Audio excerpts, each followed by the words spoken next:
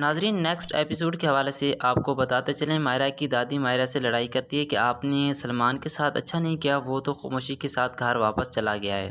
سلمان نے نہ مجھے کہا ہے نہ اپنی ساسو ماں کو، کسی کو اس نے کوئی بات نہیں کی، لیکن آپ نے اس کے ساتھ اچھا نہیں کیا۔ تو مائرہ جو ہے وہ آگے سے ناراض ہوتی ہے اور اپنی دادی سے کہتی ہے کہ آپ 24 گھنٹے سلمان کے کیوں نام لے کر اپنی زبان پہ رکھتی ہیں، سلمان کے کیوں قصیدے پڑھتی ہیں۔ تو آگے سے مائرہ کی امی کہتی ہے کہ میرا بیٹا آپ خاموش ہو جاؤ۔ مائرہ کہتی ہے کہ میں سیدھی بات کیوں نہ بولوں۔ مائرہ اور دادی کے درمیان کافی لڑائی چلتی رہتی ہے۔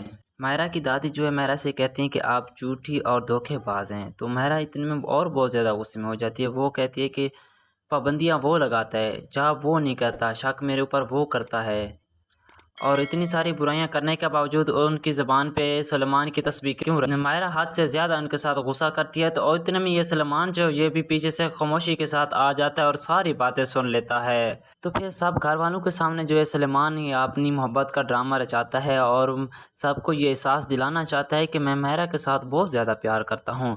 تو مائرہ جو ہے وہ اس وقت وہ خاموشی کے ساتھ کھڑی رہتی ہے، آگے سے کوئی بات نہیں کرتی اور اپنے روم کے اندر چلی جاتی ہے۔ اس کے بعد جو مائرہ کی امی اور دادی ہیں وہ سلمان کو بٹھا لیتی ہیں، ان کو کھانا کھلاتی ہیں، اور جو مشال ہے وہ بھی سلمان کے لیے اچھے اچھے کھانے بنا، اور پھر مائرہ کو کھانے کے لیے بلاتے ہیں، اور دادی کہتی ہے کہ میرا بیٹا آپ اپنے خامند کے لیے کھانا لگائیں، ان کو کھانا پلیٹ میں ڈال کے دیں۔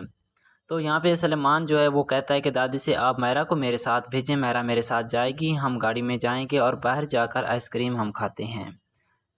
تو دادی جو ہے وہ اجازت دے دیتی ہے کہ بیٹا آپ اس کے ساتھ جائیں، اور مائرہ کی امی کہتی ہے کہ میرا بیٹا آپ نے اس وقت کوئی بات سلمان سے نہیں کہنی، جو سلمان کہے آپ نے خاموشی کے ساتھ وہی کرنا ہے، آپ نے لڑائی بالکل نہیں کرنی۔